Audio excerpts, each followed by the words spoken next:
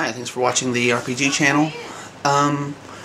Over the course of the last 2 weeks, we have made characters for our Marvel Universe role-playing game, which I mentioned in my last video isn't really set in the Marvel Universe at all. It's more of a toned-down superhero type game that I'm attempting to run, and it is using the Marvel Universe RPG rules, and that's a really fidgety sort of game. There's a lot of stuff in the rules that don't really make a whole lot of sense. Like, it was the first game that Marvel ever produced in-house like this, and it could have really done with a second edition or even more playtesting. But anyway, it's got a pretty solid system. It's a diceless role-playing game.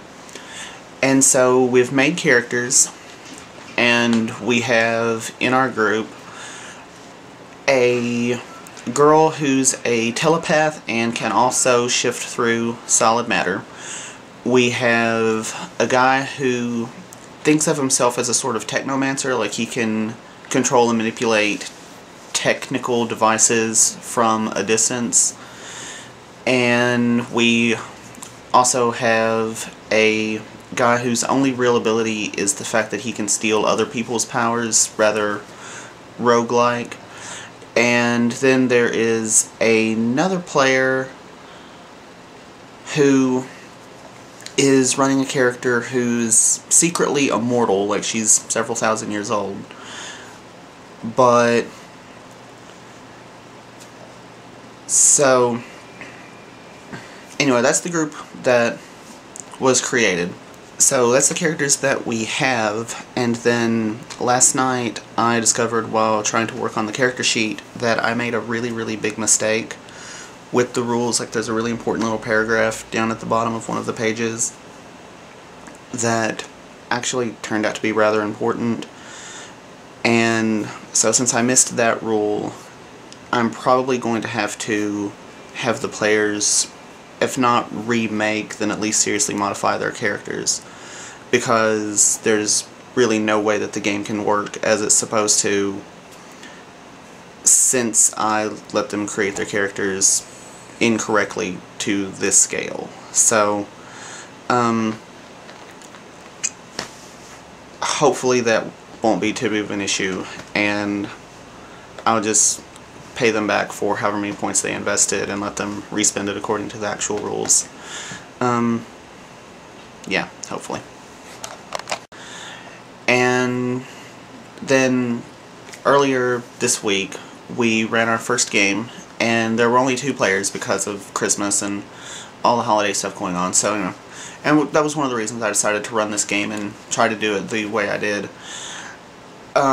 The characters don't even necessarily know each other, so it's more episodic, and I'm trying to base it a lot on what I'm seeing from the show Heroes and stuff like that, about how you've got a bunch of different storylines going on that are intermingled but aren't necessarily related to one another in an immediate sense.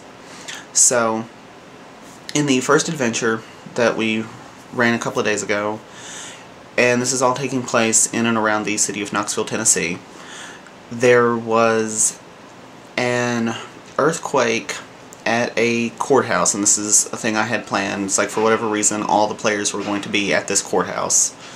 And while they were at this courthouse, there was an earthquake, and a prisoner that was being transported from the jail to somewhere else was able to escape from custody by teleporting away. And the players saw that happen. So that's what happened, and so one of the players, right before he teleported away, read his mind and got some really sort of cryptic information out of him. And so then he teleported away, and right after that, this guy started showing up acting all suspicious and asking questions and stuff like that.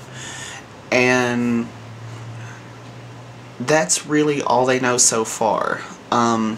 Another bit of information that the player got from reading the dude's mind was that he has stolen something and it's being hidden in a cabin out in the woods somewhere. And so then immediately the next day, this dude shows up, starts asking questions, and also there's a bunch of other stuff going on in the community, I guess. There's been some UFO sightings out in the woods, and there's also been a number of animal attacks that are causing the locals, now this is not like in Knoxville the city, but this is like out in the country, like up in the mountains and stuff, so they're advising hikers and campers and stuff to be careful. And there's also these earthquakes that are happening that are at this point unexplained. So far we have a teleporting man who has stolen stuff and escaped. We've got a rather weird dude who's going around asking questions about that, animal attacks up in the mountains, earthquakes, and UFOs. And the game went very well. It's very, very character driven, so there was a lot of me just going like, okay, what's your character doing? And just kind of turning it over to them. So that was nice. And right now the thing that they're mostly interested in is this guy who's asking questions of them. And they're also kind of curious about what exactly the teleporty guy stole and where it's being kept. Like, they know something about this cabin up in the woods, but they don't know where it is necessarily. So, oh, and the teleporty guy did come back and talk to one of the characters and warned her to stay away from the question-asking guy. So, everyone agreed that it felt very much like the first episode of a comic or the pilot episode of a TV series. But as of right now, not a whole lot has happened or been revealed. So I will keep you guys informed as this game develops, and I will talk to you next time. Thanks for watching. Did I walk in front of you? Or something, James? Yeah, you did.